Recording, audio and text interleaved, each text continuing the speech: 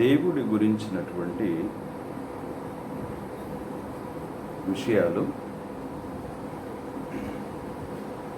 ఆయన వాక్యాన్ని లోతుగా ధ్యానించినప్పుడు మాత్రమే మనకు అవగాహనకు వస్తుంది.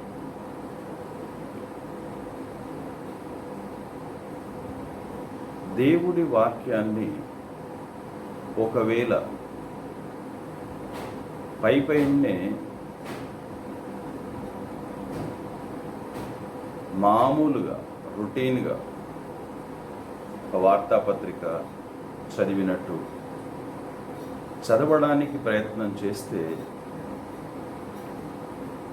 వాక్యం అర్థం కాదు సరికదా, వాక్య అర్థాన్ని మనం గ్రహించలేం. అందుకే కీర్తనకారుడు అన్నాడు, యెహోవా ధర్మశాస్త్రాన్ని దివారాత్రములు ధ్యానించువాడు ధన్యుడు. ధ్యానించడం, దాన్ని మెడిటేట్ చేయడం. ప్రభు ఏం మాట్లాడుతున్నాడు, ఏ వాక్యాన్ని ఏ సందర్భంలో రాశాడు, ఇక్కడ ఉన్నటువంటి సందర్భం ఏంటి, ఇది నేను ఏ విధంగా అన్వయించుకోవాలి అనేటటువంటి విషయాలు మనకు అవగతమవుతాయి. అవి పరిగణలోకి తీసుకోవడానికి అవకాశాలు మెండుగా ధ్యానించినప్పుడు ఉంటాయి. ఓకే, ఈరోజు హెబ్రీలకు పౌలు రాసిన పత్రిక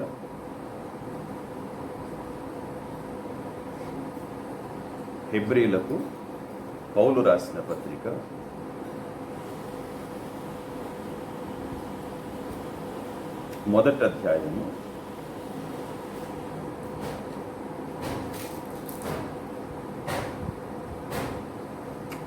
1 నుండి 4 వచనాలు. హెబ్రీలకు అపోస్తలుడైన పౌలు వ్రాసిన పత్రిక మొదటి అధ్యాయము 4 వచనాలు.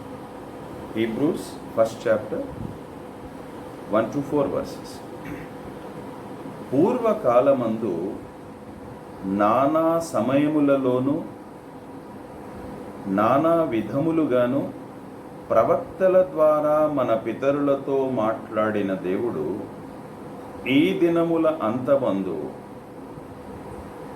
కుమారుని ద్వారా మనతో మాట్లాడెను. ఆయన ఆ కుమారుని సమస్తమునకు వారసునిగా నియమించెను. ఆయన ద్వారా ప్రపంచములను నిర్మించెను. ఆయన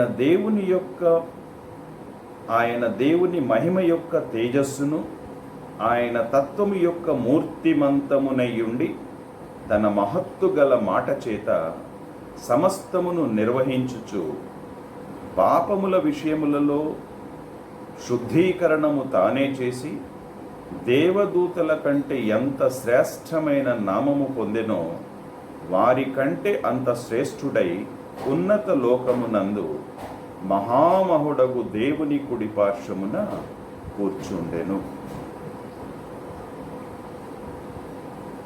క్రీస్తు ఎవరు అన్న ప్రశ్న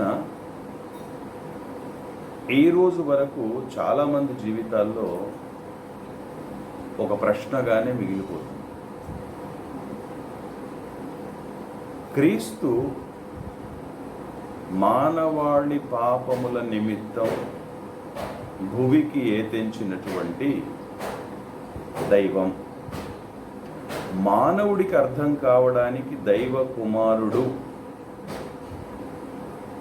ఆయన ఆదరణకర్తగా ఉండడానికి పరిశుద్ధాత్మ దేవుడు. ఇక్కడ ఈ విషయాల్ని మనం దైవానికి సంబంధించినటువంటి విషయాలను అర్థం చేసుకోవడానికి ప్రయత్నం చేస్తే ఆ వర్డ్ సీక్వెన్స్ పూర్వకాలమందు నానా సమయములలోనూ నానా విధములుగాను ప్రవక్తల ద్వారా మన పితరులతో మాట్లాడిన దేవుడు ఈ దినముల అంతమందు. ఇక్కడి పాయింట్, ఈ దినముల అంతమందు అంటే బైబిల్ వాక్యానుసారంగా మనము దినముల అంతమందే ఉన్నాము. It's not beginning, we are in end. ఆ చివరి దశలో ఉన్నాం. ఈ చివరి దశలో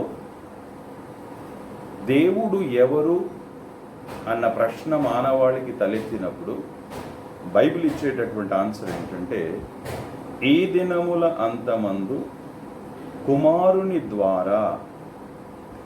ఎందుకు కుమారుని ద్వారా? It is God's plan. You cannot question. దేవునికి మనం ప్రశ్న వేయలేము, దేవుడి సంకల్పానికి మనం ప్రశ్న వేయలేము, దేవుడి ప్రణాళికను మనం ప్రశ్నించలేము. It is in God's plan. అందుకే ఆయన ఆ కుమారుని గురించి మాట్లాడుతూ, వన్స్ అగైన్ ఐ రిపీట్, ఈ దినముల అంతమందు కుమారుని ద్వారా మనతో మాట్లాడెను. క్రీస్తు గురించి ఆయన ఏదైతే మాట్లాడాలి అనుకున్నాడో, ప్రపంచానికి మానవాళికి ఏదైతే సందేశం ఇవ్వాలి అనుకున్నాడో అది ఇచ్చాడు.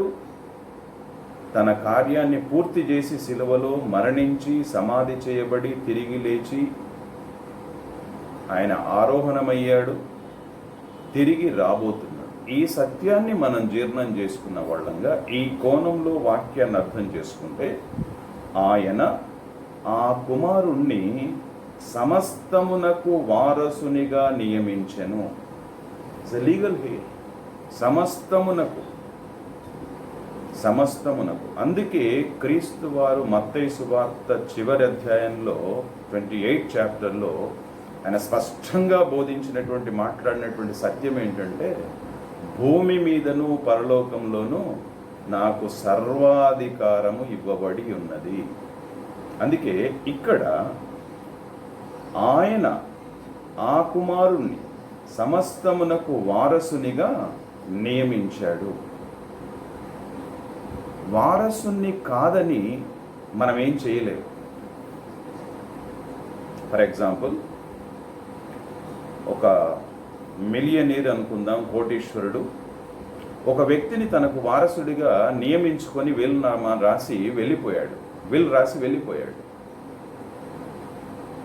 You cannot go against him. ఎందుకంటే ఆ యజమాని ఆ వ్యక్తికి తన వీలునామాను రాసి గతించాడు, మరణించాడు. సో ఇక్కడ మనకు అర్థం కావాల్సినటువంటి విషయం ఏంటంటే, క్రీస్తునే ఎందుకు మనం అంగీకరించాలి, క్రీస్తే ఎందుకు మార్గం, సత్యం, జీవమై ఉన్నాడు అంటే, అది దేవుడి యొక్క ప్రణాళిక. దేవుడి యొక్క ప్రణాళికలో ఆయనను దేవుడు సమస్తానికి వారసుడిగా నియమించాడు. అయితే క్వశ్చన్ వచ్చినప్పుడు, హూ ఈజ్ క్రైస్ట్ అంటే, యేసు క్రీస్తు దేవుడు. దీనికి త్రిత్వము అనేటటువంటి పదాన్ని చాలామంది బైబిల్ పండితులు వాడడం జరుగుతుంది. It is true. అది బైబిల్ లోతుగా అర్థం చేసుకున్నప్పుడు మాత్రమే త్రిత్వం అర్థం అవుతుంది. అందుకే క్రీస్తును, దేవుణ్ణి అర్థం చేసుకోవడానికి ఇక్కడ ప్రభు రాయించినటువంటి మాట ఏంటంటే, ఆయన ఆ కుమారుణ్ణి సమస్తమునకు వారసునిగా నియమించెను, ఆయన ద్వారా ప్రపంచములను నిర్మించెను, ఆయన దేవుని మహిమ యొక్క తేజస్సును, ఆయన తత్వము యొక్క మూర్తిమంతమునై ఉండి. తెలుగు పదాలు చాలా చక్కగా వాడారు. దీన్ని డీప్గా మనం ధ్యానించగలిగితే, ప్రభువారు ఒక సందర్భంలో ఈ మాట అంటారు, నన్ను చూచిన వారు దేవుణ్ణి చూచినట్టే. నన్ను చూచిన వారు దేవుణ్ణి చూచినట్టే. తండ్రియు నేను ఏకమై ఉన్నాము అంటాడు. You cannot separate. అందుకే ఆయన క్రీస్తు దేవుని మహిమ యొక్క తేజస్సును, ఆయన తత్వము యొక్క మూర్తిమంతమునై ఉండి, తన మహత్తు గల మాట చేత సమస్తమును నిర్వహించుచు. ఇక్కడ ఇది అర్థం కావాలి. What Christ is doing now. ఏం చేస్తున్నాడు? ఆయన సమస్తాన్ని నిర్వహిస్తున్నాడు. ప్రతిదీ దేవుని కంట్రోల్లో ఉంది. ఇది మనకు అర్థం కావాలి.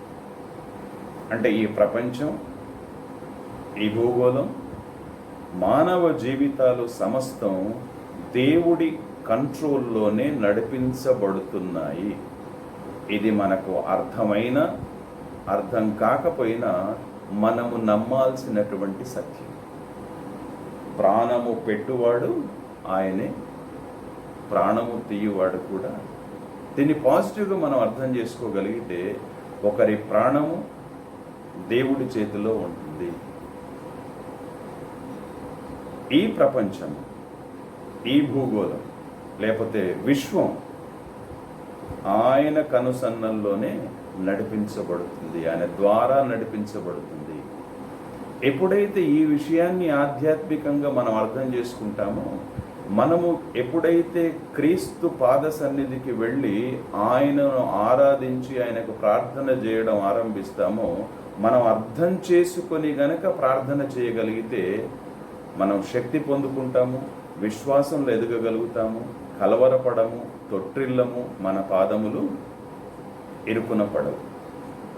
అందుకే ఆయన దేవుని యొక్క తేజస్సును, ఆయన తత్వము యొక్క మూర్తిమంతమునై ఉండి తన మహత్తు గల మాట చేస్తా సమస్తమును నిర్వహించుచు, నేను మళ్ళీ రిపీట్ చేస్తున్నాను, సమస్తం అంటే క్రీస్తు దగ్గరికి వచ్చిన తర్వాత ఒక విశ్వాసి తన వ్యక్తిగత జీవితం గురించి కానీ, తన కుటుంబ జీవితం గురించి కానీ, తన భవిష్యత్తును గూర్చి కానీ ఆందోళన చెందుతున్నాడు, కలవరానికి గురవుతున్నాడు అంటే ఐ కెన్ సే, నేను ఈ మాట చెప్పగలను, ఆ వ్యక్తి క్రీస్తును గూర్చి సరిగా, దేవుణ్ణి గూర్చి సరిగా అర్థం చేసుకోలేదు. ఇది అర్థం కానంత వరకు భవిష్యత్తును గురించిన ఆందోళన ఉంటుంది, వర్తమానాన్ని గురించిన చింత ఉంటుంది, జీవితం అంతా గందరగోళంగానే మారుతుంది. అందుకే తన మహత్తు గల మాట చేత సమస్తమును నిర్వహించుచు పాపముల విషయములో శుద్ధీకరణ తానే చేసి, మానవాళి పాపాన్ని తన మీద వేసుకొని, మానవుడికి పడాల్సినటువంటి శిక్షను తన మీద వేసుకొని మానవాళికి విమోచన ప్రసాదించాడు. అది ఆయన చేసినటువంటి గొప్ప కార్యం. అందుకే పాపముల విషయములో శుద్ధీకరణ తానే చేసి, దేవదూతల కంటే ఎంత శ్రేష్టమైన నామము పొందెనో వారి కంటే అంత శ్రేష్ఠుడై ఉన్నత లోకమందు మహామహుడగు దేవుని కుడి పార్శ్వమున కూర్చుండెను. ఇక్కడ మనకు అర్థం కావాల్సింది ఏంటంటే, దేవుడి కుడి పార్శ్వమున కూర్చున్నాడు అని రాయించడానికి అర్థం ఏంటంటే, క్రీస్తు భూమి మీదికి వచ్చాడు అనేటటువంటి సువార్తను మనం నమ్మాం. మన పాపములు ఆయన మీద వేసుకొని, పాపశాప దోషాన్ని తన మీద వేసుకొని మన పక్షాన మరణించి సమాధి చేయబడి తిరిగి లేచి ఏమయ్యాడు? ఆరోహణుడయ్యాడు. ఆరోహణుడైన తర్వాత దేవుడి కుడిపార్శ్వన కూర్చున్నాడు అనేది వాక్యం మనకు సెలవిస్తున్నప్పుడు, ఎందుకు ఆరోహణుడయ్యాడు, ఎందుకు భూమి మీదకి వచ్చాడు అంటే మానవాళికి రక్షణ ప్రసాదించడానికి, మానవుణ్ణి విమోచించడానికి. ఇది మనకు అర్థమైతే, రక్షణ అనేటటువంటిది మనకు అర్థమైతే, విమోచన అనేటటువంటిది మనకు అర్థమైతే మనం దేని గురించి భయపడతాం? అందుకే నిరీక్షణ లేని ఇతరుల వలె మీరు ఉండకండి అంటాడు. రక్షణలో ఉండేటటువంటి నిరీక్షణ, రక్షణలో ఉండేటటువంటిది నిరీక్షణ అనేది నేను రెండవసారి నొక్కి చెప్తున్నాను. ఆ నిరీక్షణలోనే విశ్వాసి తన జీవితాన్ని కొనసాగించుకుంటాడు. ఏ నిరీక్షణ? క్రీస్తు ఏ విధంగానైతే మరణించి సమాధి చేయబడి తిరిగి లేచాడో, ఒకరోజు క్రీస్తుని నమ్మినటువంటి నా జీవితం కూడా ఆయన మాదిరిగానే ఉంటుంది అనే రక్షణ సత్యాన్ని నేను గ్రహించగలుగుతాను. అందుకే రక్షణ గురించినటువంటి బ్యూటిఫుల్ డెఫినేషన్ లూకా సువార్తలో 1వ అధ్యాయంలో ఇవ్వబడ్డది. లూకా సువార్త 1వ అధ్యాయము. ఈ 1వ అధ్యాయం చివరి భాగంలో కొన్ని వచనాలు కలిసి ఉన్నాయి. 68, 75 కలిసి ఉన్నాయి, 76, 79 కలిసి ఉన్నాయి. నేను 68, 75 కలిసి ఉన్న దాంట్లో చివరి పారాగ్రాఫ్ అంటే 76 వచనానికి పైన ఉన్నటువంటి వచనాన్ని నేను చదువుతున్నాను. మనము శత్రువుల చేతి నుండి విడిపింపబడి, లూకా 1:68-75. Luke chapter number 1, 68-75. లాస్ట్ పారా. మనము శత్రువుల చేతి నుండి విడిపింపబడి మన జీవిత కాలమంతయు నిర్భయులమై ఆయన సన్నిధిని పరిశుద్ధముగాను నీతిగాను ఆయనను సేవింపను అనుగ్రహించుటకును ఈ రక్షణ కలగజేసెను. మానవాళికి రక్షణ ఎందుకు ప్రసాదించాడు? It is a very beautiful definition. ఎంత అందంగా ఉంటుందంటే డెఫినేషన్. అసలు రక్షణ అనేటటువంటిది చాలాసార్లు క్రైస్తవులు ఆన్సర్ చెప్పలేరు. సారీ టు సే, బికాస్ ఆ డీప్ స్టడీ అనేటటువంటిది రక్షణ గురించి చెయ్యడం అనేటటువంటిది వారు జరిగించలేరు. జరిగించడానికి అవకాశాలున్నా, ధ్యానించడానికి అవకాశాలున్నా, మనం ఇందాక అనుకున్నట్టు ఏదో పైపైన వాక్యాన్ని చదివి జీవితాలను గడిపేవారే ఎక్కువ మంది ఉంటారు. అందుకే మనము శత్రువుల చేతి నుండి, శత్రువు ఎవరు? సాతాను. ఆ శత్రువుల చేతి నుండి విడిపించబడ్డాము. విడిపింపబడి, క్రీస్తు సిలువలో చేసింది అదే కదా. ఆ శత్రువు చేతిలో నుండే మనల్ని విడిపించాడు కదా. ఈ సత్యాన్ని మనం గ్రహించగలిగితే ఎంత ఆనందం ఉంటుంది అంటే, ఇప్పుడు శత్రువుకి లేకపోతే సాతానికి, అపవాదికి ఒక విశ్వాసి మీద ఎలాంటి అధికారం లేదు. అంటే ఒక విశ్వాసి క్రీస్తును తన రక్షకుడిగా, దేవుడిగా, ప్రభువుగా అంగీకరించాడు, సిలువలో జరిగించినటువంటి కార్యాన్ని ఒప్పుకున్నాడు. కాబట్టి క్రీస్తు బిడ్డగా మారిన తర్వాత ఆ బిడ్డపై, ఆ విశ్వాసిపై శత్రువుకు ఎలాంటి అధికారం లేదు. ఈవెన్ ప్రాణం తీయడానికి కూడా శత్రువుకి అధికారం. అది క్రీస్తు వశం అయిపోయింది. మరణమా నీ ముల్లెక్కడా అన్నాడు. అంటే జీసస్ కాంకర్డ్, అంటే ఆయన విజయాన్ని పొందాడు మరణంపై. ఆ విజయాన్ని మనకు అనుగ్రహించాడు. అంటే మనకి ఇక్కడ ఆధ్యాత్మికంగా అర్థం కావాల్సింది ఏంటంటే, అంటిల్ అండ్ అన్లెస్ దేవుడు పర్మిషన్ ఇస్తే తప్ప మనల్ని ముట్టడానికి శత్రువుకి అధికారం లేదు. అదే యోగ గ్రంథంలో ఉటంకిస్తాడు. అందుకే మనము శత్రువుల చేతి నుండి విడిపింపబడి మన జీవిత కాలమంతయు నిర్భయులమై, అంటే ఎలా జీవించాలి? ఇక్కడ ఈ వాక్యాన్ని ధ్యానిస్తే ఒక విశ్వాసం ఎందుకు భయపడతాడు? జీవిత కాలమంతయు, అప్ టు అవర్ డెత్, నిర్భయులమై, అంటే ప్రపంచములో జరిగేటటువంటి ఏ పరిణామానికైనా మనము కలత చెందాల్సినటువంటి అవసరం లేదు. నిర్భయంగా జీవించాలి. ఎందుకు? ఆ సిలువలో జరిగించినటువంటి మహోన్నత కార్యం ఇదే. అందుకే బైబిల్లో 365 సార్లు చెప్పబడ్డది, భయపడకండి, భయపడకండి, ఫియర్ నాట్. ఎందుకు? మానవాళి ఈ భయంలో నుండే జీవితాన్ని కొనసాగిస్తున్నాడు. కాబట్టి ఆ భయాన్ని పారద్రోలడానికి క్రీస్తు వచ్చాడు. అందుకే చాలాసార్లు దూతలతో మాట్లాడుతున్నప్పుడు కూడా భయపడకండి. దేవుడు ఎక్కడ మాట్లాడినా ఆయన అభయం ఇస్తాడు. అభయం అంటే భయం లేనటువంటి ఒక సత్యాన్ని బోధిస్తాడు. ఇది మనకు అర్థం కాగలిగితే జీవితకాలమంతయు ఏ సమస్య వచ్చినా, ఏ ఇబ్బంది వచ్చినా ఆయనకు ప్రార్థన చేస్తాం, ఆయనకు వదిలిపెడతాం, నిర్భయంగా జీవిస్తాం, భయం లేకుండా జీవిస్తాం. అందుకే మన జీవితకాలమంతయు నిర్భయులమై ఆయన సన్నిధిని, ఎవరి సన్నిధిలో? In the presence of God, in the presence of Jesus, in the presence of Holy Spirit, ఆయన సన్నిధిని పరిశుద్ధముగాను నీతిగాను, అంటే శత్రువు చేతి నుండి విడిపించబడ్డాము, జీవితకాలమంతయు నిర్భయులంగా జీవించాలి. రక్షణలో ఇది పార్ట్. థర్డ్ పార్ట్ ఏంటంటే పరిశుద్ధంగా జీవించాలి. ఫోర్త్ పార్ట్ నీతిగా బ్రతకడానికి ఈ రక్షణను మనకు ప్రసాదించాడు. ఈ ప్రసాదించినటువంటి రక్షణ ఒక్కసారి మనం ఈరోజు నెమరు వేసుకోవాలి. నెమరు వేసుకొని బలం పొందాలి, శక్తిమంతులం కావాలి. అందుకే రక్షణ అనేటటువంటిది it is not a ordinary thing. ప్రపంచములో ఎవరూ చేయనటువంటి ఒక మహోన్నత కార్యాన్ని దేవుడు సిలువలో జరిగించాడు. ఇట్ ఈస్ అ మిస్టరీ, కానీ ఇది మానవులకు రివీల్ చేయబడ్డది. ఆ రివీల్ చేయబడ్డదే సువార్త. ఆ సువార్తలోని భాగమే రక్షణ. ఆ రక్షణనే మనం పొందుకున్నాము.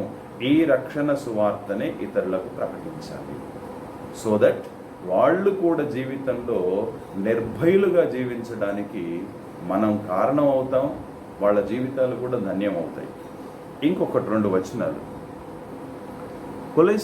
కొలస్సీలకు రాసినటువంటి పత్రిక, Colossians 1st chapter, related to this. Colossians 1st chapter, కొలస్సీలకు వ్రాసిన పత్రిక, అపోస్తలుడైన పౌలు కొలస్సీలకు వ్రాసిన పత్రిక 1వ అధ్యాయము 21 నుండి 23 వరకు ఒకసారి చదువుకుందాం. గతకాలమందు దేవునికి దూరస్తులను, మన గతం గురించి మాట్లాడుతున్నాడు. గతకాలమందు దేవునికి దూరస్తులను, మీ దుష్క్రియల వలన మీ మనస్సులో విరోధ భావము గలవారునై ఉండిన మిమ్మును కూడా తన సన్నిధిని పరిశుద్ధులుగాను నిర్దోషులుగాను నిరపరాధులుగాను నిలవబెట్టుటకు ఆయన మాంసయుక్తమైన దేహమందు మరణము వలన ఇప్పుడు మిమ్మును సమాధానపరచెను. పునాది మీద కట్టబడిన వారై స్థిరముగా ఉండి మీరు విన్నట్టియు ఆకాశము క్రింద ఉన్న సమస్త సృష్టికి ప్రకటింపబడినట్టియు ఈ సువార్త వలన కలుగు నిరీక్షణ నుండి తొలగిపోక విశ్వాసమందు నిలిచియుండిన ఎడల, క్రీస్తు చేసినటువంటి ఈ వాక్యానుసారంగా మహోన్నతమైనటువంటి కార్యం, తన సన్నిధిని, ఇట్ ఈస్ గాడ్స్ లవ్, దేవుడి ప్రేమ చూడండి. గతకాలమందు దేవునికి దూరస్తులను, మీ దుష్క్రియల వలన మీ మనస్సులో విరోధ భావము గలవారునై ఉండిన మిమ్మును. ఇక్కడ వీ హ్యావ్ టు రియలైజ్, ఇది మనకు అర్థం కావాలి. ఎప్పుడైతే మన జీవితం అర్థం అవుతుందో, మన జీవితంలో ఉన్నటువంటి లోపాలు ఎప్పుడైతే అర్థమవుతాయో, మన జీవితంలో ఉన్న దుష్ప్రవర్తన ఎప్పుడైతే అర్థమవుతుందో, దేవుడు కూడా మనకు అర్థమవుతాడు. మన జీవితం మనకు అర్థం కాకుండా దేవుణ్ణి అర్థం చేసుకోవాలి అంటే ఇట్ ఈస్ వెరీ ఇంపాసిబుల్. అందుకే చాలా చోట్లల్లో, ఈవెన్ చాలా రిలీజియన్స్లో పాపం గురించి ఏదో ఒక సందర్భంలో వాళ్ళు ఒప్పుకోవడం జరుగుతుంది. అంటే నా జీవితం పాపమయము, దీన్ని క్రీస్తు ఏం చేశాడు అనేది అక్కడ చాలా స్పష్టంగా వివరించాడు. తన సన్నిధిని, అంటే పాపభూయిష్టమైనటువంటి మానవాళి జీవితాన్ని సిలువలో చేసినటువంటి తన కార్యం చేత ఎవరైతే అంగీకరించారో వారి జీవితాలను ఎలా మార్చాడు? తన సన్నిధిని పరిశుద్ధులుగాను నిర్దోషులుగాను నిరపరాధులుగాను నిలవబెట్టుటకు ఆయన మాంసయుక్తమైన దేహమందు మరణము వలన ఇప్పుడు మిమ్మును సమాధానపరచెను. ఆయనతో నిలబెట్టుకోవడానికి it is a great privilege for mankind. దీన్ని గనుక మనం అర్థం చేసుకోగలిగితే ఈ గొప్ప అవకాశాన్ని మనం చేతులారా వదిలిపెట్టుకునే అవకాశాలు చాలా తక్కువ. ఇది అర్థం కాకనే రక్షణకు చాలామంది దూరం అవుతారు, క్రీస్తుకి దూరంగా నిలబడతారు, క్రీస్తు అంటే వ్యతిరేక భావనతో ఉంటారు.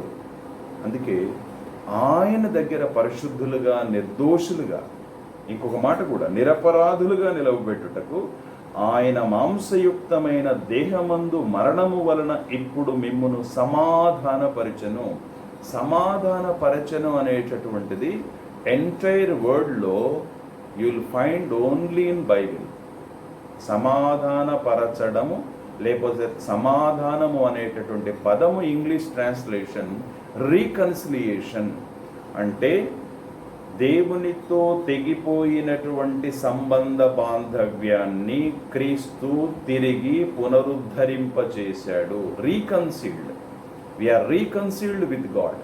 అంటే ఏదైతే ఏదైనా తోటలో మానవాళికి సంబంధం తెగిపోయిందో దేవుడితో, దాన్ని రీకన్స్ట్రక్ట్ చేయడానికి, రీఎస్టాబ్లిష్ చేయడానికి, పునఃస్థాపన చేయడానికి ఆయన ఎన్నుకున్నటువంటి మార్గం సిలువ.